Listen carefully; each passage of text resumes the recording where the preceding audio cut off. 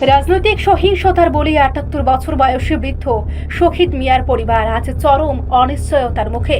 ২০২২ সালের ৩০ নভেম্বর চরিলাম বাজারে প্রকাশ্য দিবালোকে নৃশংসভাবে প্রাণ হারান এই বৃদ্ধ।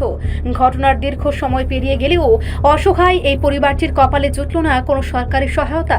চরম দারিদ্র্যের সঙ্গে লড়াই করা এই পরিবারটি এবার রাজ্যের মুখ্যমন্ত্রী এবং কৃষিমন্ত্রীর কাছে পরিবারের একজনের জন্য সরকারি চাকরির জোরালো দাবি জানিয়েছে। শনিবার সকালে চরিলাম উত্তরমুড়া এলাকার নিজ বাড়ির উঠানে দাঁড়িয়ে আকুল আর্জি জানান নিহত শহীদ মিয়ার স্ত্রী ফিরোজা খাতুন এবং তার ৩ বছর পুত্র ও পুত্রবধূরা। অত্যন্ত দরিদ্র বিপিএল তালিকাভুক্ত এই পরিবারটি বর্তমানে মানবেতর জীবনযাপন করছে।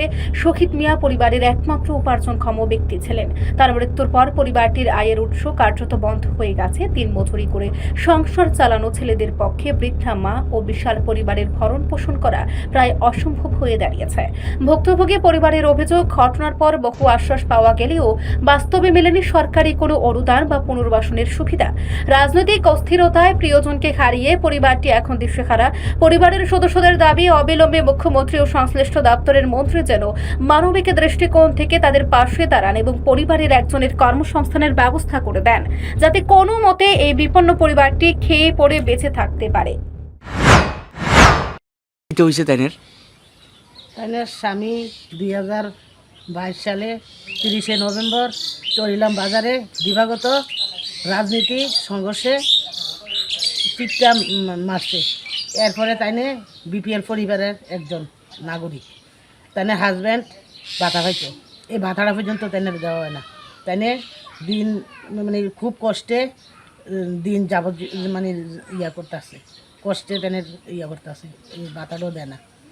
এরপরে আমরা কালকে নিউজে শুনলাম মাননীয় কৃষিমন্ত্রী একটা বিজ্ঞপ্তি দিয়েছেন যে শহীদ পরিবারের একজনের চাকরি দেওয়া হবে।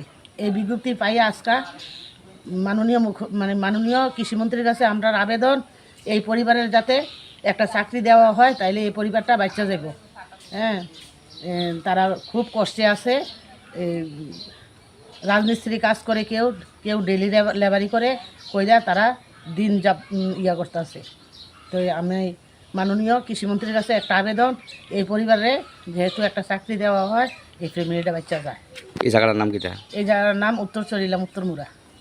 আর শহীদ মিয়ার বউর নাম, তাদের নাম ফিরোজা খাতুন। ফিরোজা খাতুন। হ্যাঁ, ফিরোজা খাতুন। তাহলে বাতাও পাইছে না? না না, শহীদ পরিবারের চাকরি দেওয়া হয়েছে না, কিচ্ছু দেওয়া হয়েছে না, সরকারি কোনো কিচ্ছুই পাইতেছে না। বিপিএল পরিবার। আপনার আপন জাল? ও আমার আপন জাল।